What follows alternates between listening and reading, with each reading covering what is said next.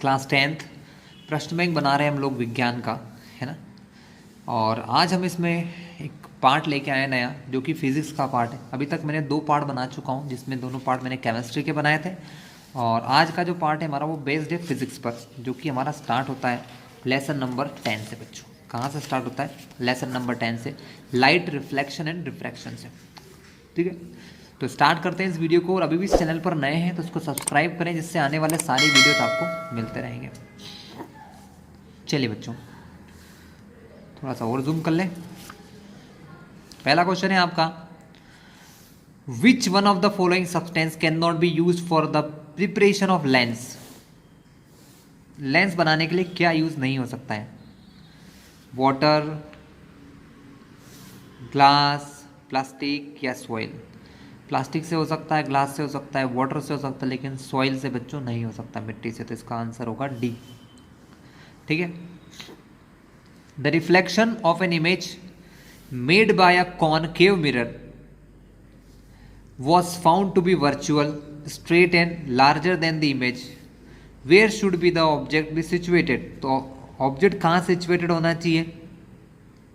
तो बच्चों इसका ऑप्शन है कि जब भी हम पोल और focus, mirror pole and main focus, यानी फोकस और पोल के बीच में जब भी हम किसी ऑब्जेक्ट को रखते हैं तो उसकी वर्चुअल इनलार्ज बड़ी इमेज बनती है। ठीक है, the focus distance of a plane mirror is infinity. किसी प्लेन मिरर की जो फोकल लेंथ होती है या फोकस डिस्टेंस होती है बच्चों, वो इन्फिनिटी होती है। विच mirror is use for rear view mirror? कौन से मिरर का यूज करते हैं रियर व्यू मिरर की तरह? तो बच्चों इसका आंसर होगा कॉन्वेक्स मिरर, और कॉनकेव को शेविंग मिरर की तरह यूज करते हैं। What is the radius of curvature of a plane mirror? किसी प्लेन मिरर का रेडियस ऑफ कर्वेचर क्या होगा? तो प्लेन मिरर का रेडियस ऑफ कर्वेचर बच्चर सॉरी इन्फिनिटी होगा। क्या होगा? Infinity. Fill in the blanks देखते हैं। The focal length of a spherical mirror is half of radius of curvature. तो फोकल लेंथ कैसी होती है? आधी होती है, यानी कि हाफ होती है। When a ray of light enters from denser to rarer medium, it moves away from normal. Denser से रेयर में जाती है बच्चों, तो नॉर्मल से दूर हो जाती है। अवे फ्रॉम नॉर्मल, नॉर्मल से दूर हो जाती है। In dash the image is smaller than the object but inverted. तो in concave mirror and convex lens बच्चों, कॉनकेव मिरर और कॉन्वेक्स लेंस दोनों में ऐसा होता है। The image is smaller than the object but inverted, छोटी होती है और उल्टी होती है। To see the rear view of vehicle the magnification of the mirror is less than 1। पीछे की गाड़ियों को देखने के लिए मैग्निफिकेशन लेस देन 1 होना चाहिए, 1 से कम होना चाहिए। We can see object in the presence of sunlight या लाइट। हम सिर्फ लाइट के प्रेजेंस में किसी चीज को देख पाते हैं। Match the following. डायोप्टर क्या है बच्चों? पावर ऑफ लेंस की यूनिट है, तो it is related with power of lens. Convex lens क्या होता है? Convex lens thick in the middle, बीच में मोटा, and thin at the edges, और किनारों पर पतला होता है। Power of concave lens, concave lens की पावर बच्चों नेगेटिव ही होती है। प्लेन मिरर, प्लेन मिरर का यूज क्या होता है? फॉर सीइंग द फेस, अपना चेहरा देखने के लिए होता है। A simple linear path is the light beam. Light का बीम कैसा चलता है? सीधा चलता है। Reflective spherical surfaces, reflective spherical surfaces कैसी होती हैं? स्फेरिकल कॉलम बच्चों। चलिए go further on one word, आगे चलते हैं वन वर्ड के ऊपर।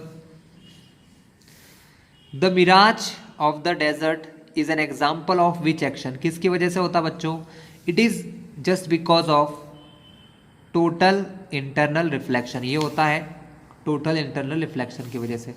Right the mirror formula. Mirror formula क्या है बच्चों? मिरर का फॉर्मूला होता है 1/f बराबर 1/v plus 1/u। Third point क्या है बच्चों? Name the mirror that can make a direct and magnified image of object. Magnified image बनाता है ऑब्जेक्ट की, वो होता है बच्चों कॉनकेव मिरर। ठीक है, an incident ray make an angle of 30 degree in the plane mirror, what will be the value of angle of reflection. Angle of reflection भी बच्चों 30 डिग्री होगा, क्योंकि जितना इंसिडेंट एंगल उतना ही रिफ्लेक्शन। तो 30 डिग्री अगर इंसिडेंट है तो रिफ्लेक्शन भी 30 डिग्री होगा। अब यहाँ से बच्चों हमारे very short answer type question start होते हैं। पहला है what is a spherical mirror, right it's type. Spherical mirror क्या होता है, कितने प्रकार का होता है, इसके टाइप लिखिए।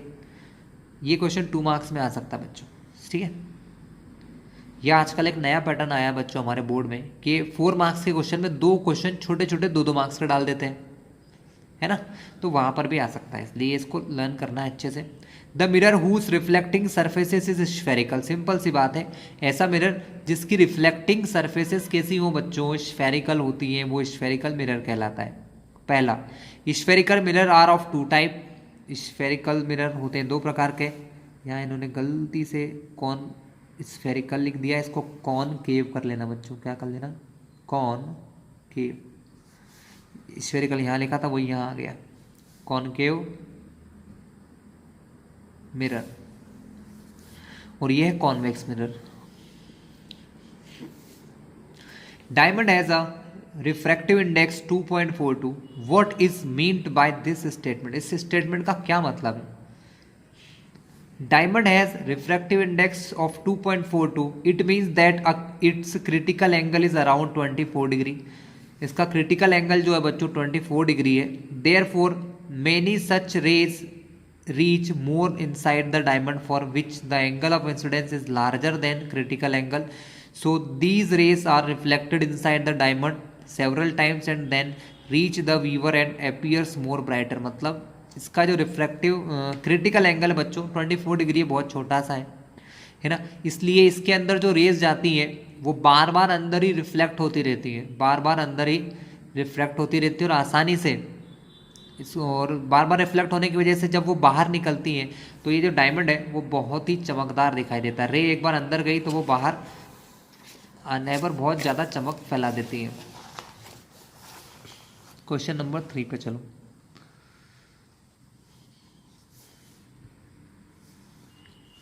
Why does a light ray bend its path when it enter one transparent medium from another transparent medium। ऐसा क्यों होता है बच्चों कि अपने रास्ते से भटक जाती है। तो सिंपल सा है कॉन्सेप्ट बच्चों, a light ray bend its path when it enters one transparent medium to the other due to the change in its speed in the two mediums। मतलब दोनों मीडियम जो होते हैं ना उनके अंदर स्पीड अलग होती है बच्चों। अगर कोई लाइट रे एयर से वाटर में जा रही है तो एयर के अंदर लाइट की स्पीड डिफरेंट होती है वाटर के कंपैरिजन में, इसलिए यहाँ पर ऐसा होता है, ठीक है। तो मेन रीजन क्या है, due to change in its speed in two mediums. What do you mean by reflection of light. Reflection of light से आप क्या समझते हैं, इसके लॉज लिखना है बच्चों आपको। The process of sending back the light ray which fall on polished surface is called reflection। मतलब लाइट रे को सेंडिंग बैक वापस से भेजने की जो प्रोसेस होती है, the process of sending back of light rays which fall on polished surface is called reflection of light. So मतलब ये हुआ कि जब किसी पॉलिश सरफेस से टकराता है ना लाइट, तो लाइट रे क्या होती हैं, सेंडिंग बैक मतलब टकरा के वापस आ जाती है। इस सरफेस को, इस फिनोमिनन को कहते हैं रिफ्लेक्शन। जैसे कि मिरर है, मिरर से लाइट टकराती है, इधर जाती है क्या, नहीं, वो टकरा कर उसी मीडियम में फिर से चली जाती है, ठीक है। इसको कहते हैं रिफ्लेक्शन। इसके कुछ लॉज है बच्चों। पहला लॉ क्या है, इंसिडेंट एंगल और रिफ्लेक्शन एंगल बराबर होता है। क्या होता है बच्चों, ये इंसिडेंट रे आ रही है, जहाँ वो टकराती है यहाँ पर हम 90 डिग्री की लाइन बनाते हैं। ये लाइन 90 डिग्री बनाती है किसके साथ, मिरर के साथ, और इसके साथ ये आने वाली लाइन इंसिडेंट रे इसके साथ जितना एंगल बनाती है उसको कहते हैं एंगल ऑफ इंसिडेंस आई। वो जितना एंगल इधर बनता है उतना ही एंगल इधर बनाते हुए, एंगल ऑफ रिफ्लेक्शन बनाते हुए दूसरी रे निकल जाती है। मतलब ये दोनों एंगल कैसे होते हैं, इक्वल होते हैं।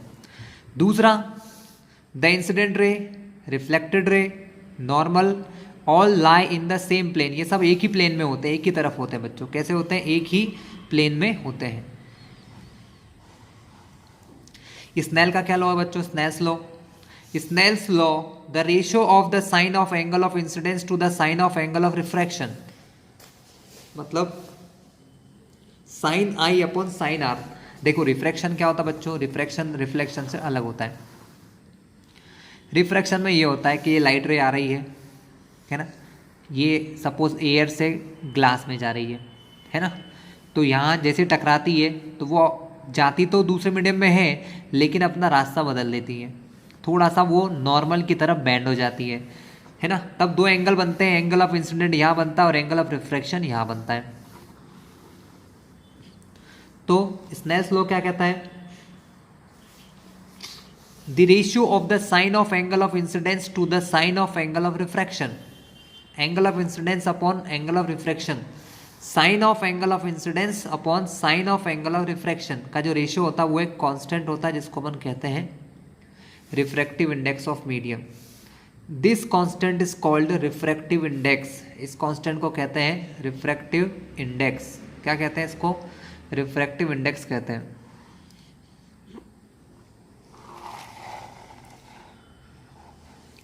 क्वेश्चन नंबर 3 है बच्चों हमारा, क्या है ये? Write any 4 characteristic of an image formed by a plane mirror. Plane mirror से बनने वाली इमेज की 4 कैरेक्टरिस्टिक क्या है? तो पहला, the image formed in a plane mirror is virtual. Image कैसी होती है बच्चों? वर्चुअल इमेज होती है। It can not be received on a screen, वो किसी स्क्रीन पर नहीं मिल सकती है, पहली चीज। द इमेज इज इरेक्ट, मतलब सीधी होती है, इरेक्ट होती है। The image formed in a plane mirror of the same size of the as object, वो उतने ही बड़े साइज की होती है जितना बड़ा ऑब्जेक्ट होता है। The image formed by the plane mirror is at the same distance behind the mirror as the object is in front of mirror, मतलब वो उस मिरर से उतनी ही दूर पीछे बनती है जितने दूर सामने ऑब्जेक्ट रखा होता है। A concave mirror produces 3 times magnified real image. एक कॉनकेव मिरर 3 गुना बड़ी रियल और मैग्नीफाइड इमेज बनाता है of an object placed at 10 centimetre in front of it. Where is the image formed? बच्चों बहुत अच्छा क्वेश्चन है, मैं आपको करके दिखाता हूँ क्योंकि न्यूमेरिकल क्वेश्चन है, करके देखना पड़ेगा आपको। बच्चों 3 टाइम्स मैग्निफिकेशन का मतलब होता है कि यहाँ पर आपको मैग्निफिकेशन की वैल्यू 3 दे दी है, लेकिन जब रियल इमेज बनती है तो मैग्निफिकेशन -3 होता है। एक चीज़ ध्यान रखिएगा, क्या होता है? मैग्निफिकेशन यहाँ पर होगा आपका -3। तो m की वैल्यू यहाँ पे क्या दे रखी है? m की वैल्यू हमको -3 दे रखी है। चलिए आगे हमको पता है कि मैग्निफिकेशन होता क्या है। मैग्निफिकेशन का फॉर्मूला होता है बच्चों -v/u। ठीक है, हमको बोला गया है कि N object placed at 10 centimetre in front of it, मतलब उसकी जो इमेज है वो कहाँ बन रही है, कहाँ बनने वाली है हमको फाइंड करना है। लेकिन वो ऑब्जेक्ट हमारा रखा है 10 सेंटीमीटर पर। कहाँ रखा है? u कहाँ रखा है? 10 सेंटीमीटर पर रखा है। तो m की वैल्यू हमारी कितनी है? -3 माइनस का v, और u कहाँ रखा है? देखो u रखा है मिरर के सामने। u जो है बच्चों मिरर के सामने इधर रखा है, तब इसकी जो डिस्टेंस होती है ना u, उसको भी -10 कहेंगे। तो ये हो गया हमारा -10, माइनस से माइनस कैंसिल, 10 यहाँ जाएगा तो v की वैल्यू हो जाएगी 10 3 जा 30, माइनस प्लस माइनस, तो -30 सेंटीमीटर होती है। -30 centimetre is the image distance. Clear हुआ? गो ऑन, आगे चलते हैं। Find the power of a concave lens of focal length 2 metre. बच्चों फोकल लेंथ का फॉर्मूला क्या होता है? 2 मीटर है। कॉनकेव लेंस है, चलिए कॉनकेव लेंस की पावर बच्चों माइनस में होती है, पहली बात तो ये है ना। पावर ऑफ लेंस का फॉर्मूला होता है 1/f। f कितना दे रखा है? 2 मीटर, तो 1/2, 1 को 2 से डिवाइड किया तो 0.5 डायोप्टर हो गई इसकी पावर। कितनी हो गई? 0.5 डायोप्टर, लेकिन कॉनकेव लेंस है तो माइनस में आएगी। ये देखिए तो -0.5 dioptre. The power of a lens is -2 dioptre. किसी लेंस की पावर -2d है। कितनी है बच्चों? -2d है। फाइंड इट्स फोकल लेंथ, इसकी फोकल लेंथ निकालना है। Which type of lens is this, कैसा लेंस है बच्चों? पावर माइनस में है ना, तो ये कॉनकेव लेंस है। ये तो हमने पहले ही देख लिया, अभी पढ़ा था हमने। तो ये कॉनकेव लेंस होगा। और अगर पावर 2d है तो फोकल लेंथ निकालना है। ठीक है भैया, निकाल लेते हैं बच्चों। ये फॉर्मूले को अपोजिट साइड से लगा दो। पावर आपकी 2d, तो यहां रखा 2 इज इक्वल टू 1/f, है ना। पावर दे रखी है माइनस में, कोई बात नहीं। तो f निकालना है तो f यहाँ जाएगा और 2 कहाँ जाएगा? डिवाइड में। तो हम क्या कहेंगे बच्चों? तो हम कहेंगे f बराबर 1/-2। 2 से कट होगा तो आंसर आएगा 0.5। जब पावर हमारे डायोप्टर में दे रखी हो ना, तो ये जो आंसर आता है वो मीटर में आता है, 0.5 मीटर। अगर मीटर को मैं सेंटीमीटर में चेंज करूं बच्चों, तो 0.5 मीटर को सेंटीमीटर में करने के लिए हम क्या करते हैं? 100 से मल्टीप्लाई। तो ये हो जाएगा 50 सेंटीमीटर। तो -50 centimetre is the focal length. तो फोकल लेंथ कितनी होगी हमारी? -50 सेंटीमीटर। ये देखिए बच्चों, ठीक है।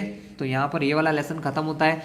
अब हम स्टार्ट करते हैं अगला लेसन, जिसका नाम है the human eye and the colourful world. चलिए बच्चों, MCQs पर अटैक करते हैं। The reason of forming rainbow is, rainbow क्यों बनता है बच्चों? रेनबो बनता है डिस्पर्शन की वजह से, है ना। व्हाइट लाइट जो होता है वो डिस्पर्स हो जाता है अलग अलग कलरों में, उसको डिस्पर्शन कहते हैं। The band of 7 colour obtain by the dispersion of light is called spectrum. उसको हम स्पेक्ट्रम कहते हैं बच्चों। क्या कहते हैं? Spectrum. Cause of the blue colour of sky, sky blue colour का दिखता है। स्कैटरिंग ऑफ व्हाइट लाइट, जो हमारा लाइट होता है ना, वो ब्लू कलर को फैला देता है, स्कैटरिंग कर देता है लाइट। हमारी जो एयर है वो लाइट को स्कैटरिंग कर देती है और ब्लू कलर का लाइट हमें दिखाती है। तो स्कैटरिंग ऑफ लाइट की वजह से ऐसा होता है। The reason why the colour of the water in the deep sea appears blue, the reason why the colour of water in the deep sea is blue. Deep sea blue दिखता है किसकी वजह से? तो स्कैटरिंग ऑफ लाइट की वजह से बच्चों, लाइट की स्कैटरिंग की वजह से। Angle between two faces of prism is called angle of prism, इसको कहते हैं angle of prism A. Colour dispersion is done by, colour dispersion कौन करता है बच्चों? प्रिज्म करता है। कौन करता है? प्रिज्म।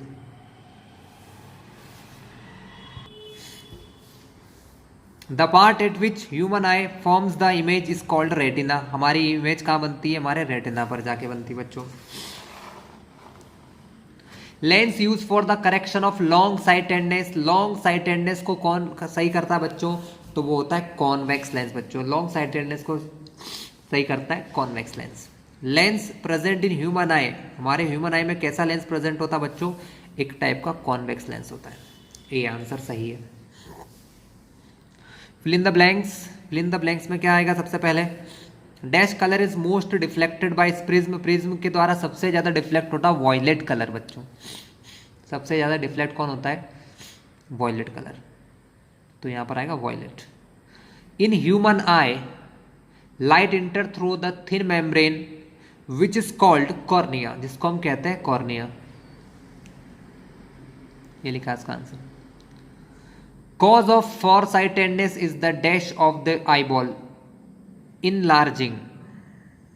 क्या होती है? farsightedness होने का मतलब enlarging हो जाना बच्चों। हमारी आईबॉल क्या होती है? enlarge हो जाती है। Colored portion of eye is called iris।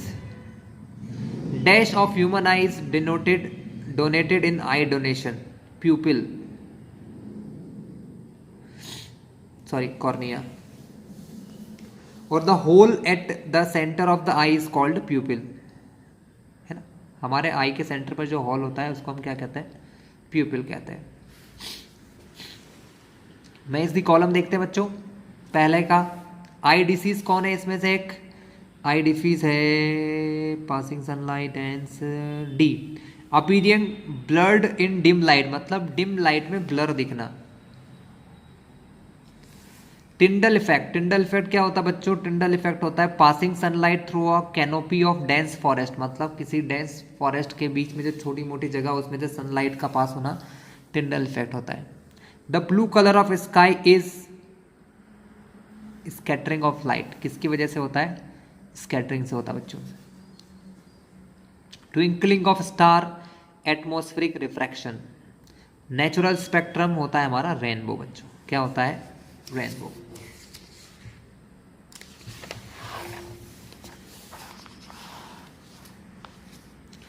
Give the answer in one word और one sentence. What is the effect on pupil in dim light? It dilates बच्चों, क्या हो जाता है? It dilates हो जाता है। How much time is required in eye donation? 15 से 20 minutes। How is image formed on retina? Real and inverted, कैसी होती है? रियल और इन्वर्टेड इमेज होती है। What is the main cause of twinkling of stars? Twinkling of star का main कारण बच्चों क्या होता है? एटमॉस्फेरिक रिफ्रैक्शन होता है।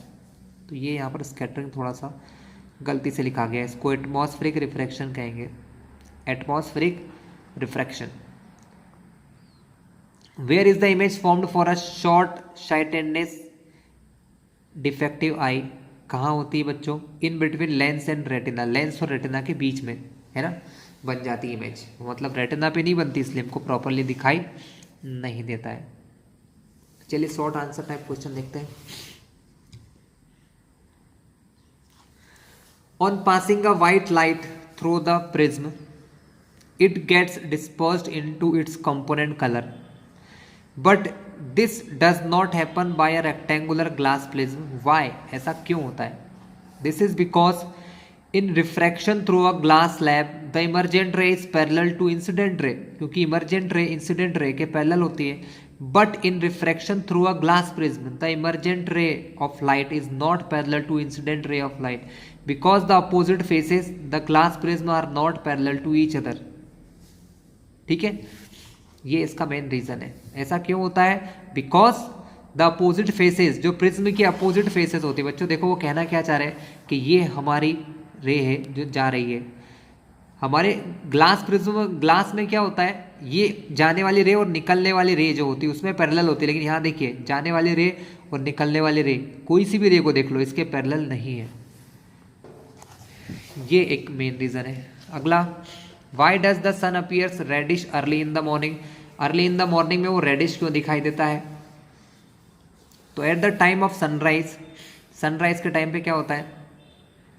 The rays reach to longer distance in the atmosphere. सुबह और शाम के समय सनराइज या सनसेट भी आ सकता बच्चों, अर्ली इन द मॉर्निंग या लेट इन द इवनिंग या शाम के समय, सनसेट के समय।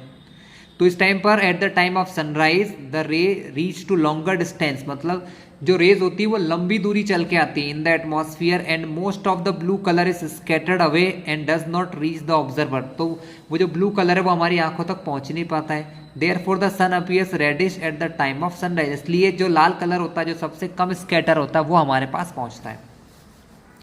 Y does the sky appears dark instead of blue at to an astronaut? Astronaut को ऐसा क्यों दिखता है? The blue colour of sky is due to scattering of sunlight. Sunlight जो हमारे पास आता है वो स्कैटर होता है बच्चों, क्या होता है? स्कैटर होता है, फैलता है। ठीक है, the scattering of light takes place due to small atom of molecule of air, air के मॉलिक्यूल की वजह से होता है, present in the atmosphere. When astronauts are in space then there is no atmosphere, तो वहां पर कोई एटमॉस्फेयर नहीं होता बच्चों, वहां पर कोई भी एटमॉस्फेयर नहीं होता है। And hence there is no scattering, और वहां पर थोड़ी भी स्कैटरिंग लाइट की नहीं हो पाती है। इस वजह से sunlight does not scatter and hence sky colour dark, तो कोई कलर ही नहीं दिखाई देता है। इंस्टेंट ऑफ ब्लू, ब्लू की जगह वो कोई भी कलर हमको नहीं दिखाता है। In which direction is the rainbow formed? What is the position of red colour on it? Rainbow किस तरफ बनता है? A rainbow is formed in direction opposite to the sun, sun के हमेशा अपोजिट डायरेक्शन में बनता है। The red appears at the top of the rainbow, वो रेनबो में हमेशा ऊपर की तरफ होता है, और वॉयलेट सबसे नीचे होता है। स्टार ट्विंकलिंग क्यों करते हैं? Why do star twinkling? Stars are very far away from the earth, हमसे बहुत दूर होते हैं। The rays of light coming from stars have to cross different layer of atmosphere, उनको हमारे एटमॉस्फेयर की, बच्चों हमारा जो एटमॉस्फेयर है, हमारे आसपास जो हवा है, वो सब जगह एक जैसी नहीं होती है। जैसे जैसे ऊपर जाते जाओगे जो हवा या एयर है वो कम होती जाएगी, जिससे हवा का रिफ्रैक्टिव इंडेक्स बदलता जाता है, और रिफ्रैक्टिव इंडेक्स के बदलने से बच्चों लाइट बार बार रिफ्रैक्ट होती है, जिसकी वजह से वो एक जैसी नहीं दिखती है, अलग अलग हिलती डुलती दिखाई देती है। ये इसका मेन कारण है, ठीक है। तो light coming from star have to cross different layer of atmosphere, atmosphere की अलग अलग लेयर से निकलना पड़ता है। सो द डेंसिटीज यानी कि रिफ्रैक्टिव इंडेक्स या इंडाइसेस लिखा है, refractive indices of these layers keep on changing, air का रिफ्रैक्टिव इंडेक्स बदलता रहता है। 10 rays of light from star pass through these layers of different densities, अलग अलग डेंसिटी की लेयर में से निकलती है। And they are refracted in different ways, अलग अलग तरीके से रिफ्रैक्ट होती है। Sometimes they are refracted more and sometime less, कभी वो ज्यादा कभी कम। So the position of star appear to be change, so sun की स्टार की पोजीशन बदलती दिखती है, इसी को कहते हैं twinkling of star. Represent the dispersion of white light by prism only by diagram, सिर्फ डायग्राम बनाना है बच्चों। तो डायग्राम बहुत आसान होता है बच्चों। इंसिडेंट रे प्रिज्म के अंदर थोड़ा थोड़ा सा टूट गई 7 कलर में, बाहर जाकर किसी स्क्रीन पर, यहाँ स्क्रीन बना देना चाहो तो, और तो रेड ऑरेंज येलो यहाँ से चलना। विबग्योर नाम है, violet indigo blue green yellow orange red. Who used the glass prism for the first time to obtain the spectrum of sun?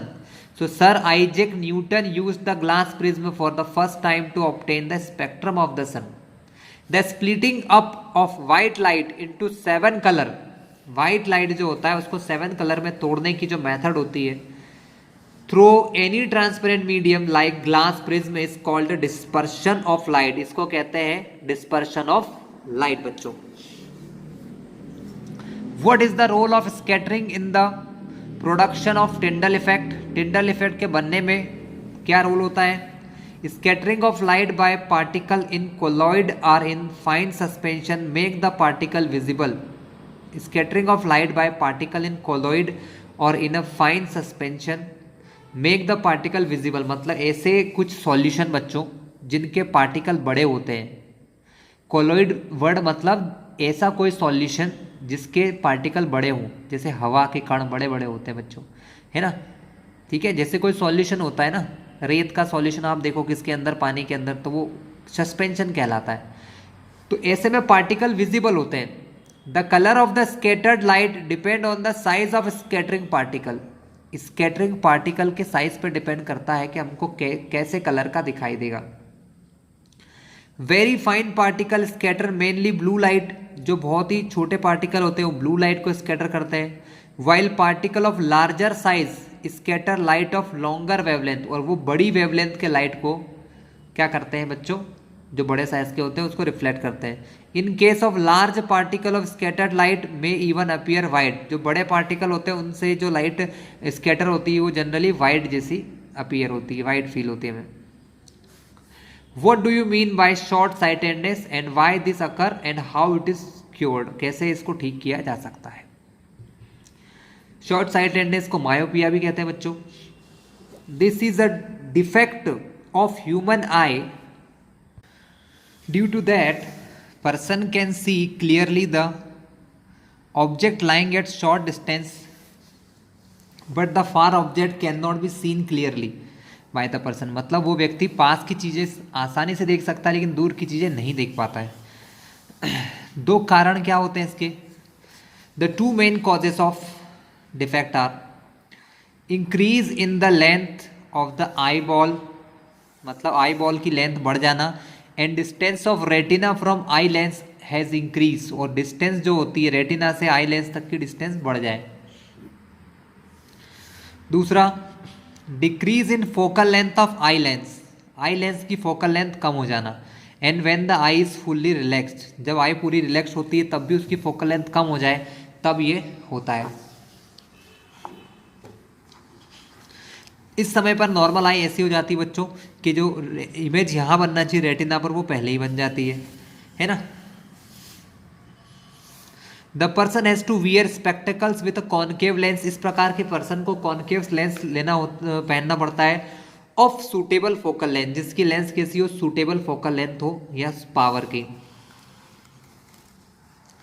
दूसरा इसके बाद का है बच्चों, what is long sightedness, why this occur, how it is can be cured. तो इसका opposite होता है the defect of human I in which he can see clearly the object lying at large distance, जो दूर के distance की चीजें होती है, लार्ज डिस्टेंस की, उनको देख पाता है, but the near by object can not be seen clearly, और पास की चीजें अच्छे से नहीं देख पाता है।